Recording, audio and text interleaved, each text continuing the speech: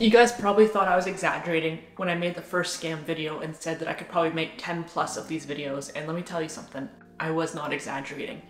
We've done part 1, we've done part 2, we've done part 3, and this is part 4. So far in this series, I have managed to offend and piss off quite a few different people. In fact, I have a running list here. Let's see who's on the list so far. So far, I have pissed off real estate agents, financial advisors, insurance brokers, college graduates, Bible humpers, and people who are too lazy to pick up their own takeout. Who is the next victim? That is the question. By popular request, I've also gone ahead and made these videos into a playlist on the channel, so if you haven't seen the first 3, make sure you do. But we're gonna jump into part number 4 of 5 scams that have become so normalized we don't even realize they're scams anymore. Let's do it. Scam number 1 is MLMs, or multi-level marketing companies. MLMs are companies that present themselves as self-employment opportunities for people who are looking for ways to make money, often from home, and they tend to target specifically stay-at-home moms or women who have been out of the workforce for a while because they offer things like flexibility and being able to make your own hours and all of these lovely things that sound great in theory. Multi-level marketing companies are brands you've probably heard of. Brands like Avon, Young Living, Herbalife, what was that one? LuLaRoe, is that what it's called, where they sell the leggings? What these companies do is they solicit people to become independent sales reps. And often the products that they're selling are garbage in the first place. They're things that nobody needs or they're poor quality. But the premise is that as a sales representative, you have 2 ways to make money. Number 1 is you can just sell products to the public, of course. But number 2, which is marketed as being a lot more lucrative, is to recruit other representatives underneath you and then to take a commission of their sales. So for example, I could sign up to sell protein shakes and I could do just that. I could sell protein shakes to the public. Or I could recruit 3 or 4 or 5 of my friends to work as representatives underneath me, and then when they sell product, I make a commission off of their sales as well.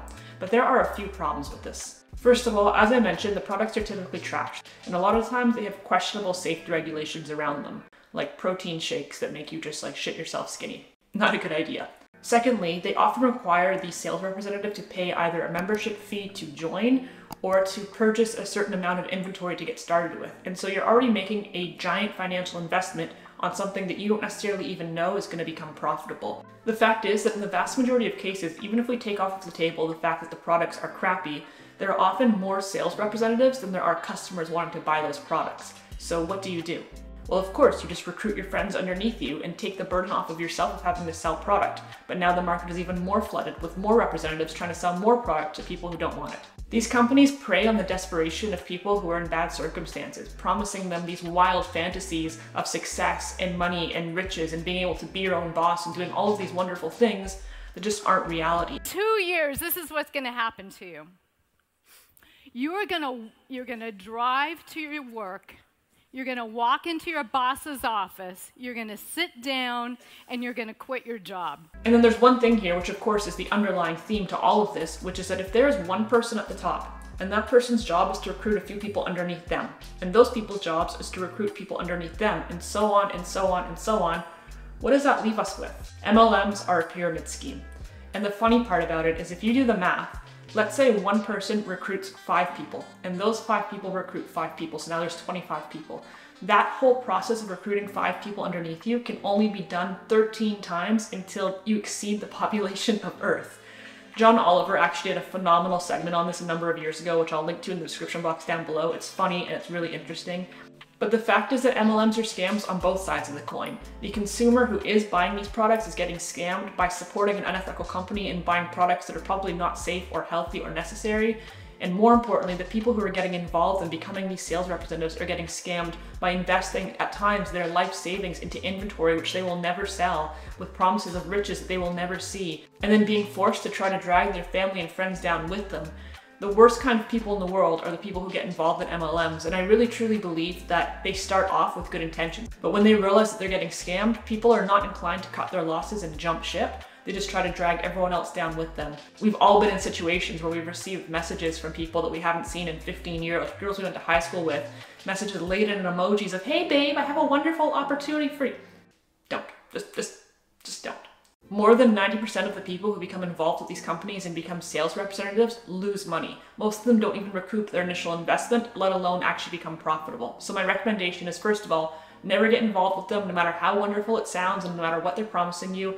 And as a consumer, I would also say not to buy the products, not to support these companies which are exploiting everybody in their path. And I'll go one step further and say that if you have a friend or a family member who becomes involved in one of these cults, and really that's what they are, and they're trying to drag you into it with them, they're trying to drag you down with them, acknowledge the fact that they know exactly what they're doing. They are not making money, and they know that you're not going to either. They're trying to save themselves. They're trying to make money off of selling their inventory to you because they can't sell it to the public, so they're just going to pass it down the line. If they're trying to screw you over like that, if they're trying to rip you off, if they're trying to get you involved in the scam that they made the mistake of getting themselves into, that is not somebody you should have in your life. Now, every once in a while, I'll get a comment on one of these videos from people claiming that the things that I'm calling scams are not truly scams, at least not by the legal definition. But personally, I consider anything a scam if it's something that misrepresents itself, if it's something that has secret ulterior motives, or if it forces or coerces the public into spending more money on something than they need to be spending money on. And one of the biggest offenders in that category specifically is telecommunications companies, specifically when it comes to our phone bills. If you look at your phone bill every month and wonder why the hell it's so expensive, then today's video partner, Mint Mobile, is for you. You've probably heard me talk about them before, or maybe you've seen the commercials with Ryan Reynolds. Hey there, it's Ryan Reynolds, owner of Mint Mobile. But if for some reason you haven't switched yet, let me tell you what you're missing out on. Mint Mobile offers premium wireless service starting from just $15 a month. And because they run on the nation's largest 5G network, you don't have to worry about your speed, your data, or your coverage. They're every bit as good as the big guys, but at a fraction of the cost. Switching over is super simple. Because they use eSIMs, the entire process, including the sign-up and the activation, can be done completely online within about 15 minutes. Mint Mobile's prices are always fantastic, but they're currently running a limited time offer where you can get the unlimited plan, which is usually $30 a month, for just $15 a month. That's unlimited talk, text, and data for just $15 a month, and you can be fully signed up and ready to go within 15 minutes. To get started, head over to trymintmobile.com/accordingtonicole or click the link in the description box down below. Doing so gets you an amazing deal on your phone plan and helps to support this channel. Thank you very much again to Mint Mobile for partnering with me on today's video, and back to the video. Scam number 2 is the zero waste movement. Oh boy, do I have a lot to say about this one. I think that in general, it's not an unpopular opinion to say that we need to be more conscious about how we interact with the planet. That's not controversial. I think most of us can agree with that. We have to be a little bit careful to walk a little lighter and to not be so wasteful, and that's really important. But the zero waste movement has become yet another way to guilt the public into buying things they don't really need, and specifically things that aren't actually doing what they're supposed to be doing. Everywhere you look, regular everyday items are being phased out in favor of zero waste alternatives, which are often inferior, more expensive, and not even really that helpful. Things that come to mind off the top of my head would be switching your plastic toothbrush for a bamboo toothbrush, or switching your plastic straw for a paper straw. And we've all had that experience where you have like a paper straw dissolving in your mouth or in your drink. It's awful, it sucks. The thing is that it is missing the main point here. I think all of this started when there was a video that had gone viral a number of years ago of a sea turtle with a straw stuck up his nose, and it was a sad video, I get it. But somehow that one video turned the entire world against straws and plastic bags and all of these things we've been using for centuries and centuries before. And I understand that we need to evolve and change, but the alternatives that have been presented are not really doing what they need to be doing. Here where I live in Canada, they have actually outlawed plastic bags. So when you go to a grocery store, you can no longer get a plastic bag to bring your groceries home in. You're expected to have to purchase or bring your own reusable bag, which is often still made of a plasticky material. Okay, fine, the logic is that you're gonna reuse that bag many, many times, and you're gonna get more uses out of it, so it's less wasteful. That makes sense on the surface, right? Except that I and everybody that I know would take those plastic grocery bags and then use them for garbage bags. And so now that I'm not getting garbage bags when I go grocery shopping, I have to actually go and buy a box of garbage bags. So now I'm still using the same amount of bags, but I'm just paying more money for them. The stores have made more money by not having to give out plastic bags anymore. And in fact, by now forcing everybody to purchase their reusable bags, which range from 30 cents up to $5. And even at 30 cents per bag, if everybody who comes in the store buys one bag, they're making thousands of dollars extra every single day. And the amount of plastic being used has actually increased because now we've used thick plastic to make the reusable bags, and we're still going out and buying garbage bags. I still need garbage bags, whether or not it is a grocery bag or just an actual garbage bag. I still need to buy garbage bags. So how is that helping anything? How has the plastic been reduced? It hasn't been. Fun fact, but the vast majority of plastic that is in the ocean is actually fishing equipment. It's fishing lines and nets that have broken off from commercial fisheries. It's not straws, it's not toothbrushes. If you want to make an actual difference in keeping plastic out of the oceans and reducing plastic waste, the biggest way to do that is to stop eating seafood. It seems like people are willing to do everything in the world to save the fish, except for choosing not to eat fish, which makes no sense at all. Just last weekend, I went out to meet somebody for coffee. We went to a little cafe. I got an iced coffee that was served to me in a plastic cup with a plastic lid, both of which were single use, and a paper straw. And I'm just like, this doesn't make any sense. At the end of the day, the zero waste movement, much like everything else, has been a good way to just guilt everybody into paying more for things. It's a virtue signaling sign to make you feel like you're doing something when you're not actually doing anything at all. And I can't help but wonder how many people recognize that and still choose to do it just to try to make themselves look a certain way. And how many people are just oblivious to the fact that what they're doing isn't making a difference at all. So yes, reduce, reuse, recycle, be conscious of how you consume things. 100% I support all of that, but let's just approach this with a little bit more logic and recognize that at the end of the day, there are companies getting rich off of guilting us into doing things that aren't actually doing anything at all. It's a scam. Scam number 3 is one that I'm about to be equally fiery about. This is going to be one hell of a rant coming at you, but it is the pink tax. And for any men watching this video who don't know what the pink tax is, the pink tax is essentially this phenomenon where products that are marketed to women are often more expensive, smaller in quantity, and inferior in quality. So the first thing that comes to mind would be cosmetics, for example. We can talk about deodorant, we can talk about razor blades, we can talk about anything like that. Where if you go to, let's say, Walmart and you look at the men's razors and you look at the women's razors, the women's razors are going to be more expensive, there's probably fewer in a package, and they probably don't work as well as the men's products. When it comes to deodorants and shampoos and soaps, the products that are scented in women's scents, whatever that means, are often sold in smaller packages. So the deodorant might be 150 grams, where the men's equivalent might be 250 grams. Same thing with shampoos and soaps and everything else. Even with clothing, it's no secret that women's clothing are often more expensive despite being smaller in size, made with thinner fabrics, less durable, and often less comfortable than the men's equivalent. So the question becomes, what do we do with all of this information? Well, in cases where it makes sense to do so, I have no problem buying the men's equivalent if it's a better product or it's less expensive. But that isn't always a viable option. Like when it comes to products that add smell to my body, when it comes to body wash and shampoo and deodorant, I personally don't want to walk around smelling like a man. So what do? I get scammed like everybody else. Unfortunately, I don't have a cut and dry solution here. I think this in itself could be a much larger conversation about how we've attributed certain colors or certain smells or certain packaging to one gender versus the other and how silly that all is. But at the end of the day, that is the world that we're currently living in.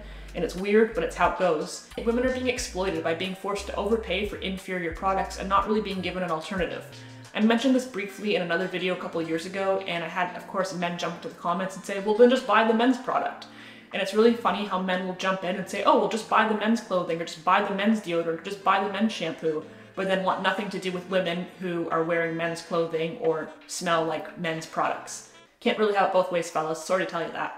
The pink tax is a scam, it's blatant sexism, it's blatant misogyny, and it is the world that we're living in, and I hate to say that I don't see it changing anytime too soon because money, that's why. Don't ask me, I'm just a girl. Scam number 4 is one that's probably gonna rattle some cages, and it is cleanses and detoxes. And the reason that it is on this list is because cleanses and detoxes aren't real. They don't exist, they're fake. The idea of a cleanse or a detox comes in many forms. It's generally very much ingrained in the what I call hippy-dippy woo-woo bullshit category of medicine, which is not really medicine at all.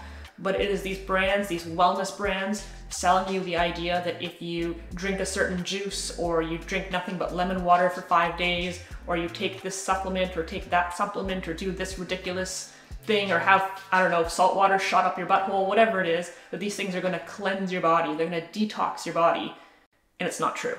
But there are a few things that do detox your body. Your liver, your kidney, your spleen, your pancreas. If you have organs and they are functioning, then the good news is that you don't have any toxins in your body to detox. And if for some reason you do have toxins in your body, it's a sign that your organs aren't working, and I hate to break it to you, but a juice is not going to fix you. You are in much bigger trouble than any sort of Gwyneth Paltrow cream is going to be able to fix. I have a real gripe with pseudoscience because I think that, like many other classic scams, it preys on people's insecurities, it preys on people's ignorance, and it sells them a false hope. It sells them this idea that A, there's something wrong with them when there isn't, but that B, they can sell you the solution that you didn't need in the first place. If you enjoy drinking cold pressed juices, enjoy, have at it, go for it, who cares?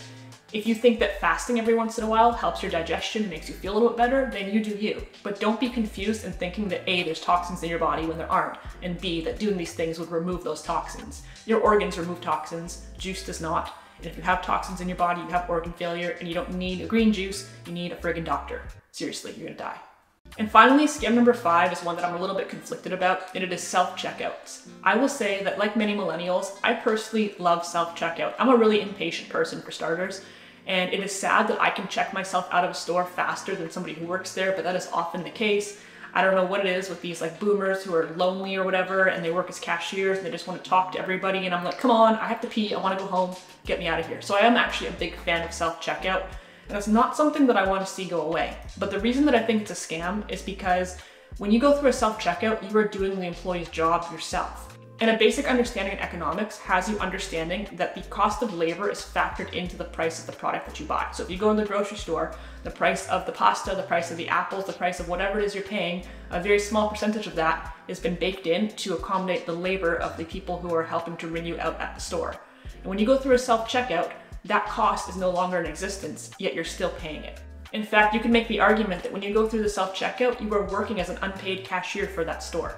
I know people like to say that self-checkout is going to be a job killer, that it's going to make cashiers obsolete, and that everybody's going to be unemployed as a result of it, and I don't believe that to be true.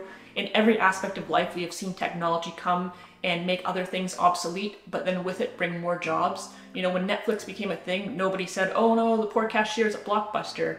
It's kind of just how life works. Things evolve, things progress, and I don't think that holding on to obsolete jobs is a reason to stop progression. I think that specifically when we're talking about retail stores, the need for employees will always be there, if not to be cashiers, then to be stocking shelves or to be doing other tasks. And I think technology, in fact, opens up the opportunity for higher paying, better skilled jobs.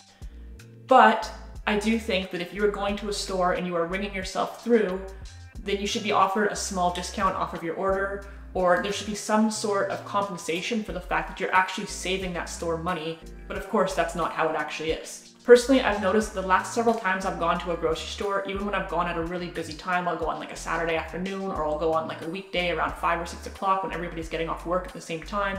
And there will be maybe like 1 to 2 cash registers open that are lined up all the way to the back of the store, and then there will be a self-checkout.